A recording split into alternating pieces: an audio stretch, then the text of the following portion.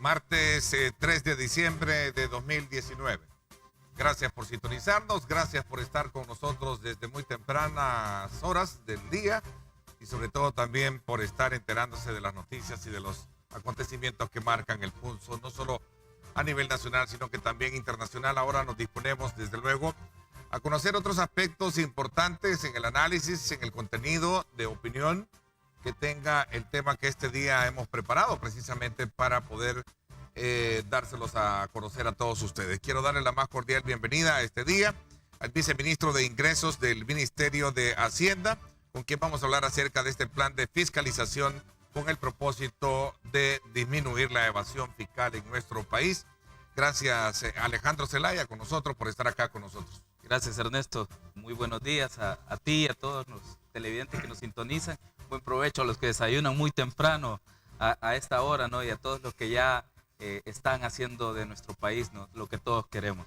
Cuéntanos un poquito sobre el despacho o este viceministerio y las funciones que tiene para poder comprender. Entiendo de que se traza un plan de fiscalización de manera permanente, recurrente, sobre todo en aquellos casos que buscan evitar que se siga evadiendo y eludiendo al fisco, ¿no? Sí. Bien, Ernesto, comentarte que el Viceministerio de Ingresos se formó en el año 2011. Antes solo se tenía un viceministerio, que era el Viceministerio de Hacienda. A partir del año 2011 se forma el Viceministerio de Ingresos. El Viceministerio de Ingresos tiene a cargo toda la recaudación tributaria en el país y de cualquier tributo, ¿no?, o contribución especial que venga. Entonces, de manera directa nosotros estamos relacionados con la Dirección General de Impuestos Internos, la Dirección General de Aduanas y la Dirección General de Tesorería en lo tocante a la cobranza, ¿no? Entonces, estas tres direcciones dependen en línea directa del Viceministerio de Ingresos. Básicamente lo que nosotros hacemos es administrar todos los ingresos que vienen a oxigenar al presupuesto general de la nación. Por tratarse es la primera vez que tengo la oportunidad de conversar contigo. Tú eres especialista en finanzas públicas, ¿no? Sí, de hecho sí. Vienes de la Universidad de El Salvador, ¿verdad? Soy graduado de la Universidad de El Salvador, contador público de pregrado. Me he desenvuelto en el sector privado casi toda mi vida en el área tributaria, y ahora pues que el presidente Bukele tomó a bien que a partir del 11 de junio de este año estemos al frente del Viceministerio de Ingresos. Así es, tuve el privilegio de conocerte casi en la campaña, ¿no? Sí, correcto, nos conocimos durante la campaña. Y compartir contigo la visión que tenías con relación a este nuevo ejercicio de gobierno que tenemos hoy en día. Te sientes muy bien. Claro, sí, en ese momento creo que conversamos, Ernesto, sobre el tema de política exterior, que yo estaba vinculado con el tema de política exterior. Yo también tengo una maestría en relaciones internacionales, así que conversamos en esa ocasión sobre ese tema, ¿no? Pero también ahora que esta es mi área, realmente mi área de desarrollo empresarial, digamos, o en la cual me he desenvuelto durante mucho tiempo, estamos muy contentos de estar al frente de un área que conocemos muy bien. Estamos muy contentos de la confianza depositada por el presidente. Creo que estamos haciendo muy buenas cosas. Ya vamos a hablar un poquito de los resultados que han ido dando desde que la llegada nuestra al viceministerio, y de cómo hemos ido conformando equipo en el Ministerio de Hacienda, que es una entidad que es benévola, ¿no? Permite mucho hacer carrera, ¿verdad? Tenemos servidores públicos ahí que tienen 18, 20, algunos 30 años. He conocido a alguna gente que tiene 46 años de trabajar en el Ministerio de Hacienda, y evidentemente nos aportan también mucho de su experiencia. A ver, ahora como viceministro, Alejandro, me imagino que tienes el conocimiento probo tal como lo establecemos, pero también tienes un diagnóstico de cómo están las finanzas del país. Sí. Creo que de eso parten, ¿no? Correcto. A ver, Ernesto, nosotros entramos a este ejercicio fiscal con una proyección de cierre de un déficit del 3.77%, ¿no? Con respecto al PIB. ¿Qué significa esto? Que más o menos nosotros necesitábamos colocar en deuda alrededor un poquito más de 1.000 millones, que fue lo que hicimos en estos meses recién pasados, a finales de agosto, cuando nosotros salimos al mercado internacional a colocar alrededor de 1.060, ¿verdad?, millones de dólares en bonos para financiar el presupuesto general de la nación de este año. Entonces, a partir del momento en que nosotros lanzamos la compra o la deuda internacional, la adquisición de deuda internacional, también nosotros nos empezamos a repensar, bueno, nosotros no podemos seguir en este nivel de endeudamiento galopante. El país necesita también poner un alto y llegar a un punto de inflexión en el que la curva de endeudamiento empiece a descender, ¿no? Y ya no sigamos creciendo en materia de endeudamiento. Entonces, ¿cómo hacer para no seguir creciendo en materia de endeudamiento? Incrementando los ingresos propios. ¿Cómo se incrementan los ingresos propios? Con planes de shock antievasión en un primer momento para reorientar la cultura tributaria de no pago que hemos tenido en el país, ¿no? Entonces empezamos y lanzamos el 3 de octubre nuestro plan antievasión. ¿En qué consiste el plan antievasión? Plan de fiscalización, le llamamos antievasión. La verdad que las fiscalizaciones... Fue en octubre, a inicios de octubre, sí, ¿no? el 3 de octubre específicamente nosotros lo lanzamos con el personal del Ministerio de Hacienda. ¿En qué consiste? Es el plan antievasión que contiene fiscalizaciones, ¿no? Las fiscalizaciones es una parte de la estrategia global antievasión.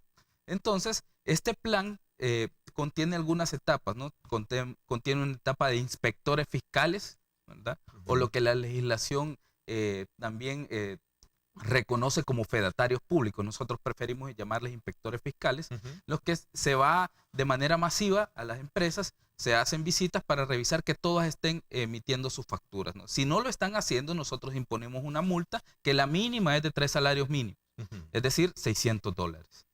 Cuando hay reiteración en el incumplimiento, entonces pasamos al cierre temporal. Pero como lo he dicho en otro espacio televisivo el día de ayer, el cierre temporal es nuestra última opción. ¿Por qué es nuestra última opción? Porque nosotros también perdemos, Ernesto. Claro. El momento en el que el empresario deja de facturar son ingresos que dejan de llegar al fisco, ¿no? Entonces a nosotros no nos conviene cerrar. Pero este tipo de medidas coercitivas ya las prevé la legislación nacional en el Código Tributario para hacer que las conductas de nuestros contribuyentes se apeguen a lo que dice la ley. Entonces, de repente nos toca aplicar estas medidas que no nos gustan para nada e inclusive pueden terminar con cárcel, previsto en el artículo 249 del Código Penal, ¿verdad? El delito de evasión fiscal es un delito penal y puede ser procesado con ciertos años de cárcel, ¿no? Entonces nosotros lanzamos este plan, como te decía, con el componente de los inspectores fiscales. Además de ese hay un componente que se llama puntos fijos. Además de ese hay otro componente que se llama eliminación de mayores fugas, que es cuando vamos a revisar a los grandes contribuyentes, porque esto no se trata solo de los pequeños contribuyentes. Eso te iba a preguntar. Sí. ¿El plan va dirigido para quién? Sí, está dirigido para medianos, pequeños y grandes empresas. Está dirigido, ¿no? En general. Son las categorías, entiendo. Ernesto, nosotros tenemos que empezar a quitarnos ciertos paradigmas. Por ejemplo, interesante, dime. Cuando vamos contra los grandes contribuyentes, se están cerrando las fuentes de empleo, los grandes empresarios son los que dan fuentes de empleo. Cuando vamos contra pequeños contribuyentes, no es que está muy pequeño y porque los obligan, si son empresarios pequeños que todavía están en crecimiento, déjenlos crecer. Cuando vamos con medianos, pues pasa lo mismo, diciendo que estamos cerrando y algunos se escudan en que son acosos. No, Ernesto, nosotros hemos dicho que aquí todos debemos cumplir la ley, desde el más grande contribuyente hasta el más pequeño. Y te lo digo, no es imposible. El día domingo, y hablo de mi experiencia propia, fui con mi familia, comimos un par de pupusas y en la pupusería donde fuimos nos dieron factura. Entonces no nos puede venir a decir un contribuyente que no es posible porque todavía está en contribuyente, porque es en crecimiento, porque es demasiado pequeño. Pero creería que esa experiencia que tuviste en esa pupusería es casi la excepción, porque la mayoría no la dan. Claro. Y no estoy hablando per se de una pupusería, hablo en términos de restaurantes.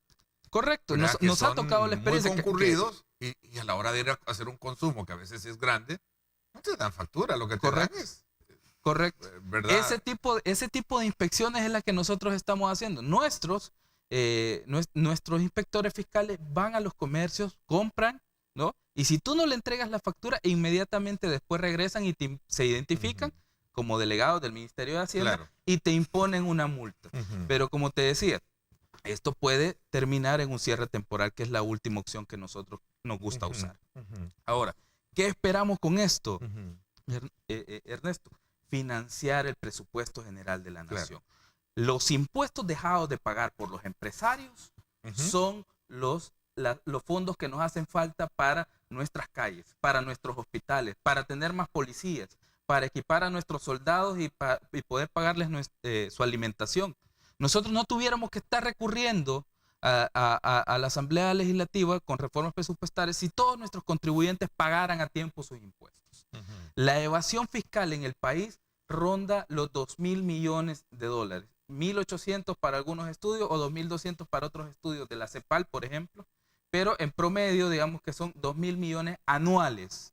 La colocación de bonos de este año fue un poquito arriba de 1.000 millones para financiar el déficit de este presupuesto.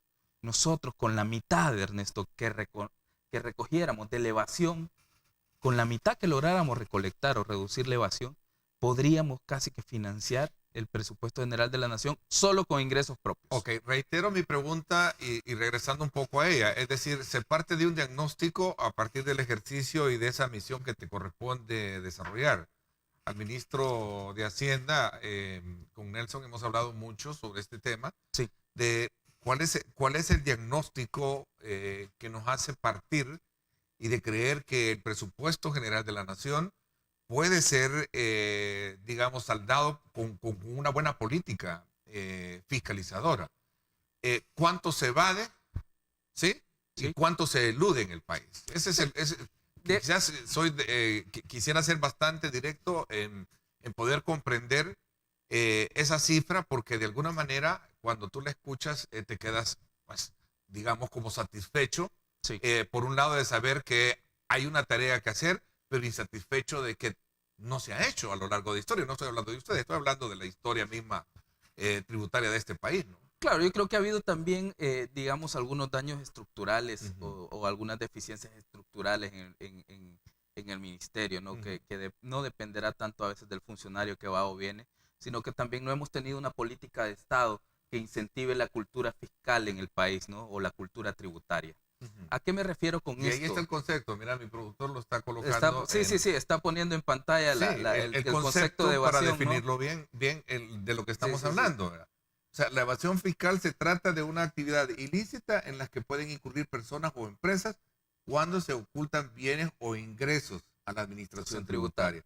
Hincapié, para dejarlo bien en claro, hay que declarar todo para evitar problemas como lo que en algún momento creo. Lo que hay que distinguir, Ernesto, es qué es evasión y qué es elusión, ¿no? Que son dos conceptos jurídicos totalmente distintos. Por el lado de la evasión, bien lo dice el concepto, es un acto ilícito, es cuando tú tienes la obligación de ley, pero aún así no cumplís. Claro.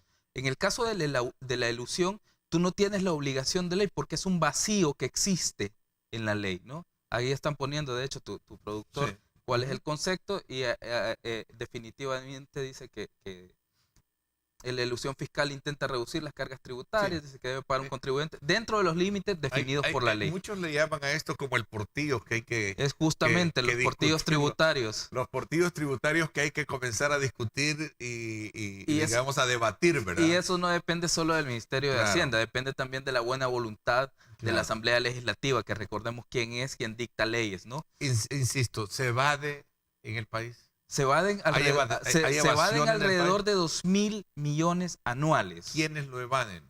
Es que hay una conformación de la evasión en el país, Moisés, desde los grandes contribuyentes hasta aquellos pequeños contribuyentes que se encuentran en la informalidad, ¿no?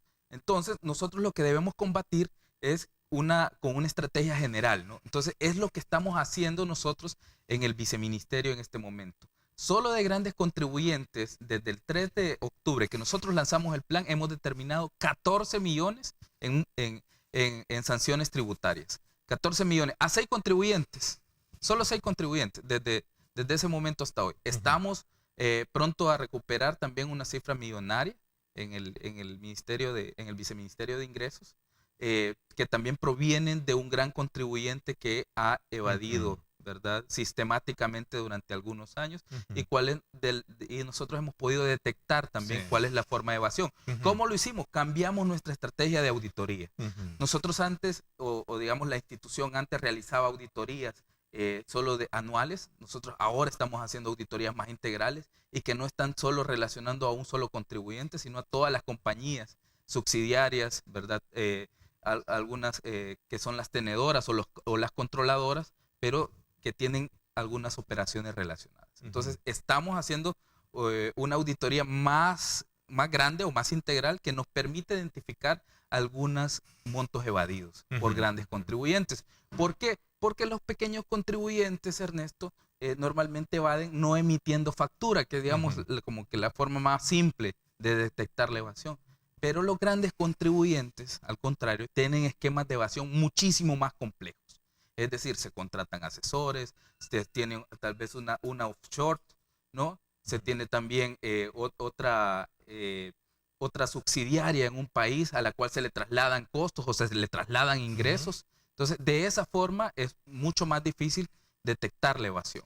Pero nosotros ya hemos ajustado nuestros mecanismos de auditoría, ¿verdad? Como te digo, tanto para grandes contribuyentes como para pequeños contribuyentes. Estamos utilizando tecnología, estamos utilizando inteligencia artificial. A partir del mes pasado empezamos ya con el uso de algunos algoritmos para la selectividad de casos.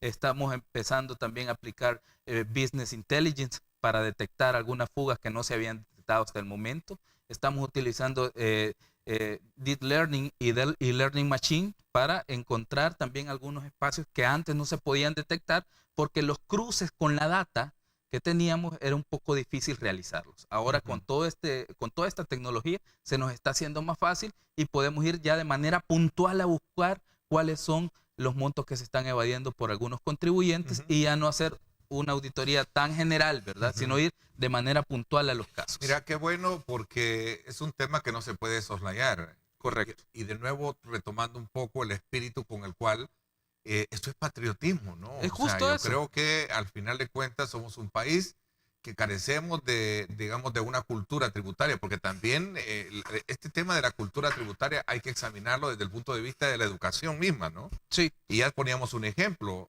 bien tú lo mencionabas, el caso de la pupusería que tú visitaste, te entregaron factura, claro. Magnífico, pero también hay otros en otros áreas de servicio que a lo mejor no lo hacen, pues. No, y de hecho nosotros también... Y generan ingresos, ese es el tema. Como te digo, también el plan de evasión, el plan antievasión también es, vamos a atacar la parte estructural también del comportamiento societario, ¿verdad? Porque de eso se trata, enseñarle a nuestros niños también que hay que pagar impuestos. Sí, entonces, recuerdo que en el pasado había una campaña de promocionar ese valor en los niños a saber tributar, ¿no? Yo no creo sé si que ahora lo tienen, ¿no? Alguna gente recordará o a alguien de tal vez en su infancia visitó el ministerio y se recordará de Chamba Cabal.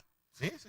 Chamba Cabal era la imagen de la Escuela de Educación Fiscal. Exacto, qué bueno que me trae ese recuerdo. Entonces nosotros estamos relanzando porque la Escuela de Educación Fiscal se había dejado abandonada en la administración anterior. Entonces nosotros estamos relanzando, vamos a de hecho hacer el lanzamiento dentro de poco en conjunto con una ONG que nos va a donar toda la parte lúdica. Vamos a abrir una sede en Santa Ana y vamos a abrir una sede en San Miguel también de la Escuela de Educación Fiscal porque estaba solo en San Salvador.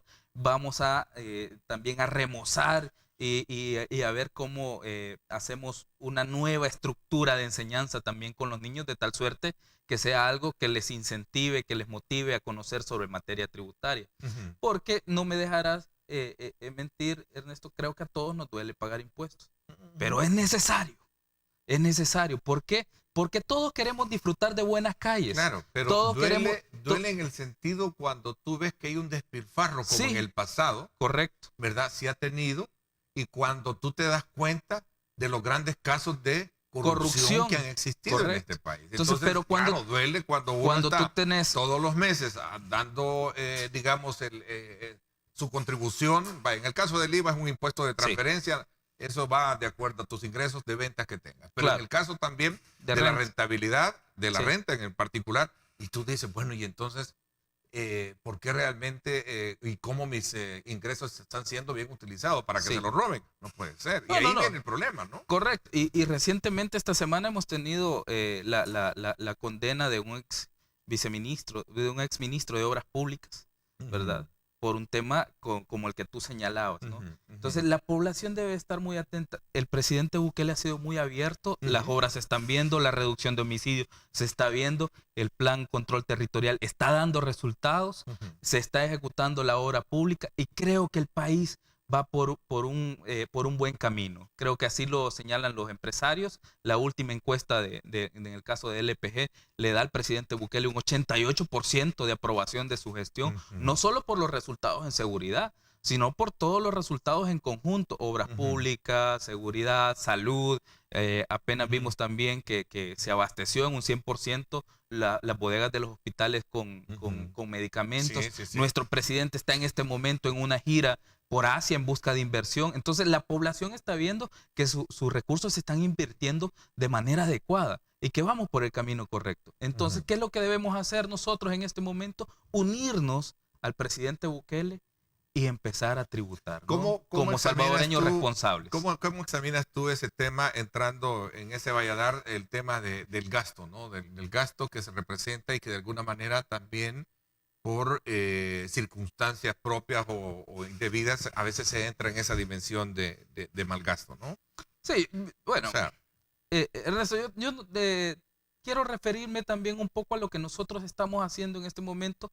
El tema del gasto sí es importante, hay que tener una calidad y cantidad adecuada del gasto público. claro, para eso tienes, ¿no?, una ley de responsabilidad fiscal. Correcto, que te ayuda que un te poco rige cuáles son los claro, parámetros en los cuales exacto, tú sí, debes de gasto corriente, de invertir el gasto corriente y también hacer la inversión pública, ¿no? Pero más allá del gasto, porque yo siempre he criticado que también este país está orientado al gasto. Discutimos claro, mucho sobre el gasto, pero discutimos poco sobre el ingreso, ¿no? Entonces, ¿cómo sí, hacer? porque no tenemos recursos. Correcto. Somos un país que no tenemos. Yo creo que el también, único recurso es la mano de obra. lo que pasa es que es justo ese paradigma es el que tenemos que ¿sí? cambiar. Justo ese paradigma es el que tenemos que cambiar. Porque no es que este país no tenga recursos, lo que pasa es que no los estamos explotando como deberíamos, ¿no? Pero no somos un país sin recursos, no somos un país pobre tampoco. Tú te sorprenderías con las cantidades que algunas compañías facturan año con año y cuánto realmente vienen a contribuir. Segundo lo que tú dices, ¿Cuánto pobre vienen como pobre no somos, pues no hubiéramos tanta actividad, digamos, correcto, que se mueve en esta dinámica. ¿Qué es lo que pasa? Nosotros tenemos que cambiar ese paradigma y empezar también a asumir cuál es nuestra responsabilidad como empresarios, como miembros de la sociedad también. ¿Para qué? Para realmente tener el país que queremos, porque todos queremos, como te lo decía, todos queremos calles bonitas, queremos hospitales buenos, queremos policías en nuestras cuadras. Y por eso cuadras, hay incomodidad a veces para poder tributar, como te decía, a muchos no nos gusta, pues sí, pero porque el dinero se roba o se malgasta, ¿no? O se robaba. Son las dos cosas. Se robaba. O se robaba. Se robaba o se malgasta, ¿verdad? Entonces, correcto. Entonces, nosotros estamos, como te digo, Ernesto, tratando de recuperar esa idiosincrasia, ese sentimiento de solidaridad de los contribuyentes para financiar el presupuesto general. ¿Qué proyecciones de recaudación tienes para el cierre de este ejercicio fiscal y para el próximo año? Nosotros estamos esperando en este ejercicio fiscal superar la meta de recaudación, ¿verdad? Estamos proyectando que vamos a llegar al 102% de la meta, lo que implicaría recolectar más o menos 4.900, ¿verdad? millones que se han presupuestado para este año. Ese es el cierre que nosotros hemos estimado. El presupuesto votado son 4.700 y fracción. Entonces queremos superarlo en más o menos en un 2% adicional. ¿Cuánto es el déficit, perdón? El déficit es del 3.1%. Ese es con respecto al PIB, más o menos son 1.000 millones. Por ahí ronda, ¿no? Que también se bajó la proyección. Estábamos inicialmente con un déficit del 3.77%, se bajó un 3.1%.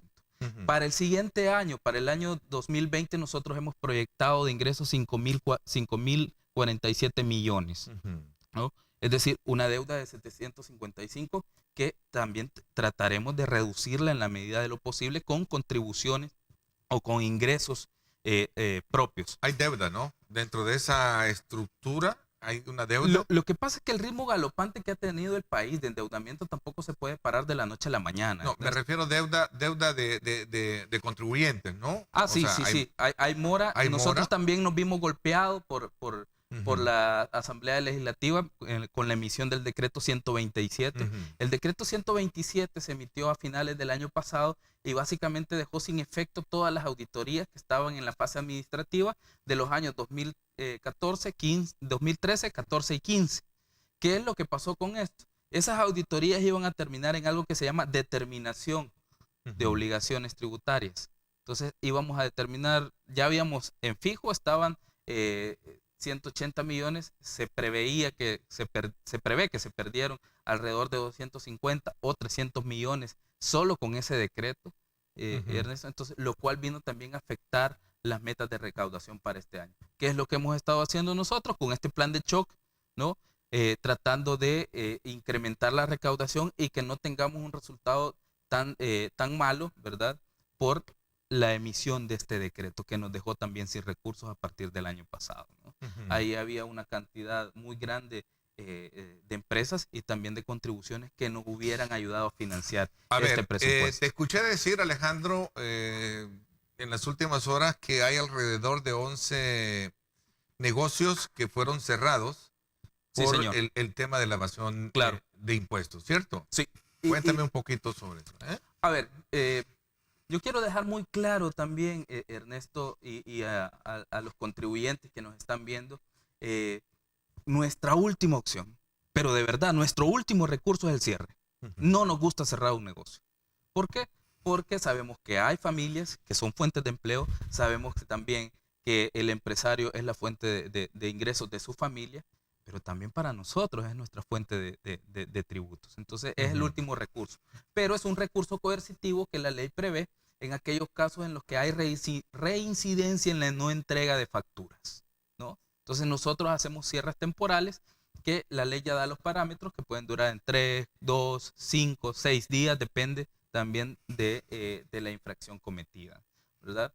Entonces en esos casos nosotros nos toca poner una cinta amarilla, creo que todos la han visto, que dice cerrado por infracción fiscal, ¿no? Y se pone alrededor de todo el negocio. Entonces no se le permite al empresario que venda o que facture en esos días, ¿no? Esa es la infracción que se ha estado multando, pero como te digo, es algo a lo que nosotros no nos gusta llegar, es algo a lo que no quisiera, y mucho menos quisiéramos tener que llegar a invocar el artículo 249 del Código Penal, que sanciona con cárcel el delito de evasión fiscal.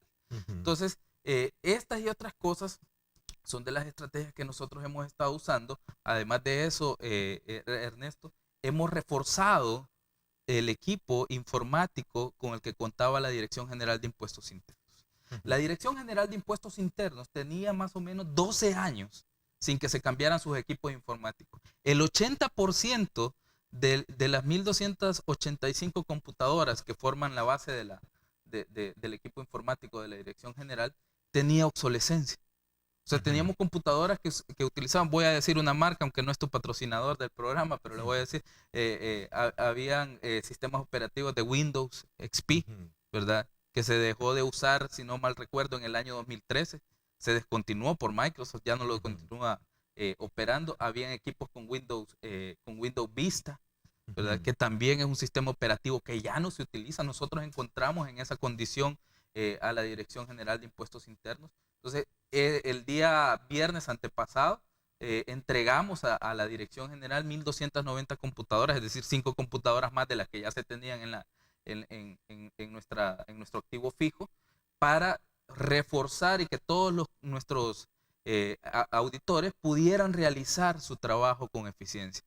Se daba la situación, Ernesto, que tú llegabas a un banco, pedías la data del banco, la descargabas en tu computadora, pero a la hora de correr un Excel, ¿verdad? No corría porque la computadora no tenía la capacidad para correr tanta base de datos, ¿no? Eran muy pesados los archivos. Entonces nuestros auditores no podían hacer su trabajo de manera adecuada. El tema tecnológico también entonces hay que examinarlo. Para nosotros el tema... En este nuevo, digamos, rumbo que lleva el gobierno frente al tema tributario, ¿sí? Lo que pasa es que no puedes hacer... Quedarte con sistemas arcaicos. Sí, al final ya vamos a hablar del tema, por ejemplo, la factura electrónica, creo que es un elemento bien importante también. No podés desligarte de lo que está pasando en el mundo. Cada día son más y más los procesos, tanto gubernamentales como del sector privado, que utilizan inteligencia artificial, que utilizan business intelligence, que utilizan deep learning o learning machine, ¿no? Entonces, ¿cómo tú como país te vas a quedar en el rezago? Entonces, lo que nosotros estamos haciendo en este momento es incorporando todas estas tecnologías de la información que no se usaban en el pasado, con la expertise que ya tenemos de nuestros auditores fiscales. Okay. Alejandro, ¿cómo examinas tú el tema de la modernización de las aduanas, por ejemplo? Que creo que es un punto elemental con el cual ustedes trabajan. Me gustaría en el siguiente bloque hablar sobre la factura electrónica. Listo. Hablemos sobre la simplificación tributaria para el sector de las MIPYMES, que entiendo que es una de las proyecciones fuertes a efecto de poder transitar de lo informal a lo formal a este sector. Claro. ¿Te parece? Hablamos de esto cuando regresemos, son las 7 de la mañana en punto. Gracias a usted por estar en sintonía de nuestro programa. Recuerde, está nuestra señal en Megavisión Go, estamos en Facebook para que usted también pueda compartirla con sus contactos y pueda también compartir sus comentarios, sus preguntas. Recuerde, utilice muy bien las redes sociales de tal manera de que pueda darnos insumos pertinentes, ¿verdad? No se valen difamaciones, no se valen calumnias, insultos, porque de tal manera pues no va a ser digno de nosotros poder ser parte de su base de contactos. Así es que evite ese tipo de situaciones. Por favor, aporte a las discusiones que tenemos, ya sea en este y en cualquier programa. Participe, nos interesa interactuar con ustedes. Vamos a la pausa y regresamos 7:01. Bueno, gracias por estar con nosotros. A manera de información casi de última hora, pues tras la visita que realiza el presidente Nayib Bukele a China, informan que ya se están concretizando acuerdos de cooperación de parte de China para El Salvador. Una de ellas es la construcción de un estadio nacional nuevo, moderno y de gran capacidad. Qué interesante este elemento, sin subestimar otros de los acuerdos que están siendo anunciados. No sé si podemos en su momento colocarlos en pantalla. Ahí está en la cuenta del presidente Nayib Bukele. La cooperación que hemos conseguido se va a distribuir así: un estadio nacional nuevo, moderno y de gran capacidad, sostiene. Además, punto 2, la construcción de una nueva biblioteca nacional de cristal de varios pisos que abarcará el terreno de la actual Biblioteca Nacional y el Banco Hipotecario o del Centro de San Salvador. Del Centro de San Salvador. Una de las mejores bibliotecas en Latinoamérica es nuestro centro histórico, dice el presidente Bukele. Tras este acuerdo también una gran planta potabilizadora de agua que convertirá la mitad del agua que se descarga, es decir, la que se bota del lago de Ilopango, en agua potable para acabar con la escasez de agua en toda el área metropolitana de San Salvador, dice o reza el contenido de este otro tuit. Y cuarto, todo el sistema de distribución de agua potable y saneamiento de aguas negras del circuito de playas de Sur City, ¿verdad? Un sistema de primer mundo para un destino turístico de primer mundo, como lo plantea el presidente. Lo ha posteado hace unos 3 minutos. Acá tengo 3 minutos, no sé si de lo que se está en este momento logrando tras la visita del presidente Nayib Bukele a China Popular. Ahí están ya los primeros resultados, recapitulando. Un estadio moderno de gran capacidad para nuestro país como parte de la cooperación de China. La construcción de una biblioteca cristal en el centro de la capital, en el centro histórico. El tratamiento de aguas para toda la zona de las playas del litoral que contemplan el proyecto Sur City. Y por supuesto también una planta potabilizadora en el sector de Ilopango que venga a resolver parte de la escasez en algunos sectores que tenemos en el Gran San Salvador. Así están ya los primeros resultados de la visita del presidente Nayib Bukele, ¿verdad? Pese a, de alguna manera, el cuestionamiento que han hecho algunos funcionarios de la Embajada de los Estados Unidos de estar examinando, ¿verdad? Estos acuerdos a efecto de poder contemplar si se continúan o no algunos proyectos de cooperación que tiene de Estados Unidos con nosotros. Algo que desde luego merece una discusión y un análisis pertinente, porque al final lo que se busca es, en primer lugar, el respeto de la soberanía de países como el nuestro, como el de cualquier otro, y sobre todo también buscando la mejora para los salvadoreños. Hago hincapié en esto porque ya hay ciertas reacciones de conformidad por parte de funcionarios estadounidenses en cuanto a la visita que realiza el presidente Nayib Bukele a Asia y particularmente a su visita con China Popular. Y ahí están ya los primeros acuerdos. Alejandro. Ernesto, bueno, para continuar, quiero decir que recibo con mucha alegría, ¿no?, el anuncio realizado por el presidente. Solo creo que debo aclarar que no ha habido ningún comunicado por parte de algún funcionario del Departamento de Estado o del gobierno de los Estados Unidos referente a que se evalúen algunos programas por la visita del presidente a China Popular, ¿no? De hecho, el embajador Johnson ha sido muy claro y ha dicho que El Salvador es un socio confiable, es un socio con el cual se sienten muy a gusto trabajando, y evidentemente ellos también son respetuosos de la soberanía, ¿no?, de Estado, y también de libre entendimiento entre los pueblos. Así que, pero bueno. No ha habido, pero sí ya hubo un medio de comunicación que difundió. Ya hay unas declaraciones del encargado de Asuntos Públicos de la Embajada de los Estados Unidos acá en nuestro país, que ha de alguna manera expresado que están examinando la visita del presidente, solo para ponerte un poco al día. Tal vez examinando, ¿verdad?, la visita, que es algo distinto a examinar, y estar pendiente programas de los acuerdos de cooperación, de los acuerdos que logre tomar el presidente, a efecto de examinar también el tema de cooperación que tiene Estados Unidos. Tengo esa aclaración para evitar un poco. Digo esto porque un medio también difundió de manera irresponsable, ¿no?, una noticia en la que se decía ese tipo de cosas, cuando realmente no ha habido ningún pronunciamiento de parte de la embajada. Pero bueno, volviendo al tema, Ernesto, nosotros estamos comprometidos con esto. La modernización de nuestras aduanas es un punto prioritario. Gustavo Villatoro, que es nuestro director general, está haciendo un magnífico trabajo. El sector privado lo ha reconocido en diferentes momentos, ya sea en algunas instancias de mesas técnicas que hemos compartido con ellos, como en otros foros de discusión empresarial.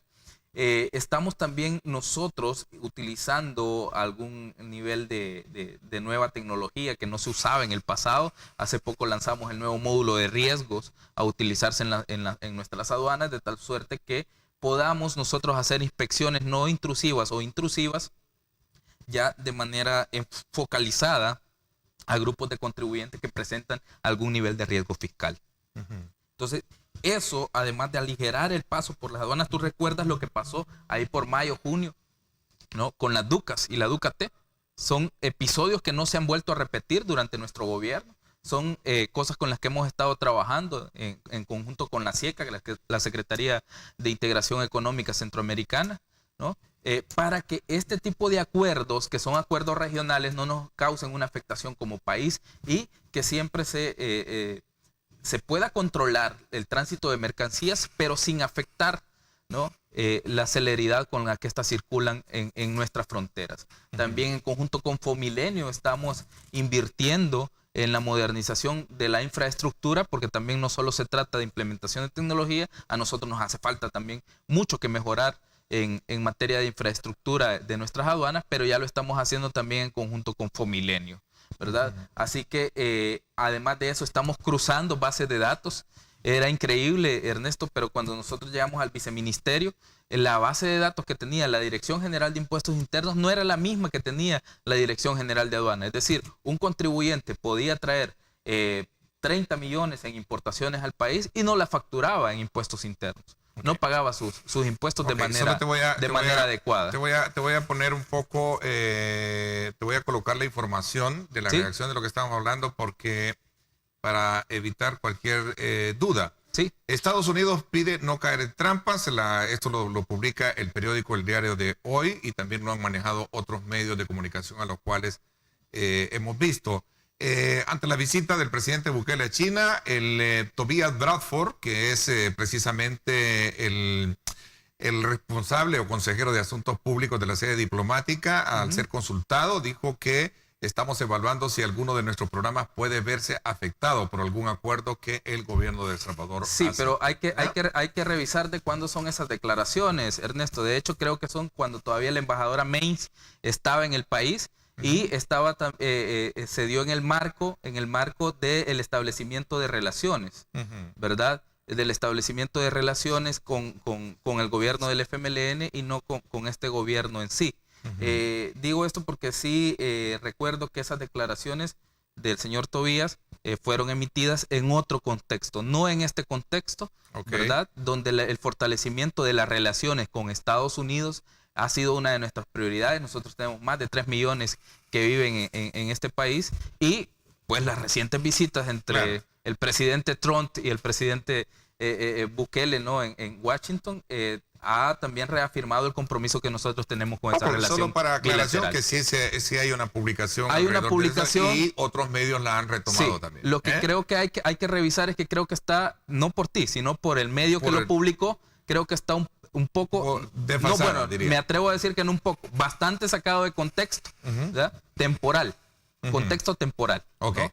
Magnífico. Pero bueno, sigamos el tema. Mira, te decía un poco el tema de la factura electrónica, que cómo se va de alguna manera a hilvanar ese elemento importante si queremos buscar evadir el tema de evasión y de la evasión y la ilusión, ¿no? Porque con una factura electrónica tiene un componente claro que ya no va a ser una cuestión tan metódica, sino que va a ser automatizada, ¿cierto? Sí, correcto. A ver, Ernesto, nosotros esperamos en junio del próximo año estar saliendo con nuestro plan piloto ya de implementación, 50 contribuyentes facturando en línea y digamos y compartiendo en tiempo real la información con el Ministerio de Hacienda. Esto lo estamos ejecutando en conjunto con el BID, ¿verdad? A través de un préstamo de 32 millones, porque la implementación de la factura electrónica tampoco es que sea algo tan sencillo, sino que requiere de responsabilidad en su implementación, pero tampoco hay que aclarar, es algo que podamos implementar en un año, Ernesto. Esto es un proceso. Hay algunos países como Chile que les ha tardado 15, a otros les ha tardado 10, ¿verdad? Y así. Entonces, nosotros lo que queremos hacer es una implementación escalonada y responsable, de tal suerte que no vayamos a distorsionar, porque hay países como México y Guatemala que en vez de incrementar la recaudación bajó por la mala implementación de la factura electrónica. Entonces, tenemos que ser bastante cuidadosos a la hora de implementarla. Hay países europeos, Ernesto, que no tienen factura electrónica y no les interesa tampoco la implementación de factura electrónica. ¿No es la salvedad en un 100% del problema? Hay que entender que esto es una herramienta. Hay una herramienta, ¿no? Pero una herramienta no te puede conseguir el fin por sí misma, ¿no? Entonces necesitas también de la buena voluntad de los contribuyentes, de una administración tributaria fortalecida que sea capaz de poner orden, ¿no? Y de poner respeto a nuestros contribuyentes para que el cumplimiento voluntario se realice. ¿Cuál es el ideal de toda administración tributaria? Llegar al cumplimiento voluntario. No tener que llegar a fiscalizar, no tener que llegar a poner cintas amarillas para que el contribuyente llegue a pagar sus impuestos. Entonces, la factura electrónica nos va a ayudar muchísimo. Nosotros pretendemos que una vez implementado nos podamos recaudar un punto porcentual adicional, un punto porcentual del PIB, ¿verdad? Entonces, nos va a ayudar bastante, pero evidentemente tiene que acompañarse por otras estrategias. No puede ser la única la implementación de la factura electrónica. Una vez tengamos implementada factura electrónica, se nos va a hacer muchísimo más fácil hacer algunos cruces de información. Te hablaba anteriormente, Alejandro, sobre el tema de la modernización de nuestras aduanas. Sí. Creo que es importante verlas desde el punto de vista de digamos, la circulación, claro, la entrada, el ingreso y también la entrada y la salida de nuestros productos, ¿no? Claro, correcto. Nosotros estamos justo, como te decía, Ernesto, en conjunto con el licenciado Villatoro, que es nuestro director general de aduanas, implementando en este momento una modernización profunda. Hemos firmado algunos acuerdos también con Guatemala, con Honduras, para hacer una verificación de los pagos de impuestos en aduanas externas. Es decir, que cuando los productos llegan a Guatemala, nosotros ya nos informan de que esos productos han llegado. ¿Para qué? Para verificar que la devolución de IVA exportadores, porque nosotros hacemos una devolución de IVA exportadores, se realice de la manera adecuada, ¿no? Entonces estamos cerrando los portillos a la evasión, estamos luchando también contra el contrabando. Le hemos encargado al director que sea muy, muy fuerte con el tema del combate al contrabando, porque si nosotros vamos a exigir también a nuestros contribuyentes que paguen sus impuestos de manera cumplida o de manera oportuna, también tenemos que ayudarles a protegerlos un poco de la competencia desleal. Ahora, y el contrabando y la evasión es competencia desleal. Vámonos a la Asamblea Legislativa. Hay muchas leyes que están ahí, o reformas que también no están de alguna manera contribuyendo a fortalecer la base tributaria del país. Por ejemplo, el tema de la CIGED, donde, por ejemplo, para continuar con la labor de cobertura y de señales, de bloqueo de señales, por ejemplo, hay una reforma ahí que no se ha logrado para poder capitalizar ese fondo para poder continuar con este tipo de obras. Hablando un poco, digamos, hilvanando un poco el tema de la necesidad de recursos dentro del área pública, ¿no? Sí, no, yo creo, Ernesto, que nosotros hemos empezado también con la Asamblea Legislativa una nueva etapa de relaciones. De verdad que me alegro mucho por la posición que ha mostrado el diputado presidente de la Asamblea Legislativa. Se ve que hay voluntad, se ve que hay una vocación de diálogo, se ve que se están poniendo primero los problemas del país antes que las agendas personales o partidarias.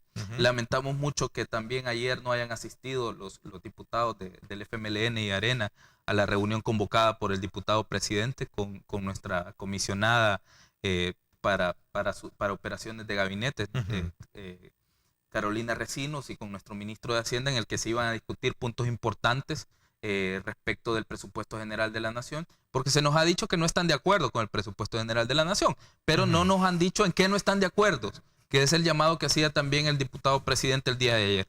Díganos en qué no están de acuerdo, cómo creen que debe de estar conformada una partida específica del presupuesto, pero no podemos seguir en una discusión, ¿verdad?, intransigente, en la que solo se dice no estamos de acuerdo, pero no se define en qué puntos no se está de acuerdo. Entonces, ese fue el llamado que realizó ayer el diputado presidente, yo lo aplaudo. Evidentemente hay que poner mayor énfasis en algunas reformas que se están pasando en la Asamblea Legislativa. Necesitamos que los diputados den sus votos para los fondos del Plan Control Territorial. Ahí tienen entrampados 91 millones de un primer pedido de reforma y 109 de un segundo pedido, ¿verdad? Para continuar con las actividades del Plan Control Territorial, que está siendo muy bien evaluado por la población, Ernesto. Entonces necesitamos la voluntad política también de nuestros diputados para que este país por fin se enrumbe en la ruta del desarrollo. Alejandro, el tiempo se me fue. Quiero agradecerte que me hayas acompañado y nos hayas ilustrado a los salvadoreños que han estado pendientes de esta primera parte del programa. ¿Qué se está haciendo en esta materia? Es decir, en la materia de fiscalización. Y creo, sin temor a equivocarme, que en la medida que exista una robustez en la política fiscal del país, se van a lograr de alguna manera llenar esos déficits y esos vacíos que se tienen, pero también a cuidar el dinero que es de los contribuyentes, que es de todos los salvadoreños, bajo un esquema, por supuesto, que tiene que ver con la transparencia, que tiene que ver con la austeridad y cero corrupción. Gracias, te agradezco muchísimo. Gracias, Ernesto, a ti por la invitación, gracias a los televidentes que nos acompañaron. Les pido a la población en general que nos ayuden en esta tarea. No es una tarea solo del Ministerio de Hacienda. Cada uno de ustedes puede contribuir solicitando su factura, pidiendo que los empresarios sean responsables también a la hora de pagar y nosotros mismos pagando nuestros impuestos. Así que el llamado es a que la sociedad contribuya con este gobierno. Nosotros tenemos toda la buena voluntad y estamos haciendo nuestro trabajo, pero necesitamos de ustedes, ¿no? Los que están en sus casas, que cada vez que vayan a un comercio, cada vez que vayan a un centro de servicios, soliciten que se emita la factura correspondiente. Muchas gracias, Ernesto, y que tengan todo muy buen día. Excelente, vamos a la pausa. Cuando regresemos, nuestro buen amigo Alejandro Guzmán está con nosotros para ponernos también al tanto de lo que se está haciendo en materia de lograr consolidar en el país esa cultura de la integración. Y vamos a hablar también de los avances de la ley del Sistema Nacional de la Cultura, de este proyecto que desde hace mucho tiempo él viene desarrollando. Así es que nos vamos a la pausa, 7:22. Gracias por sintonizarnos.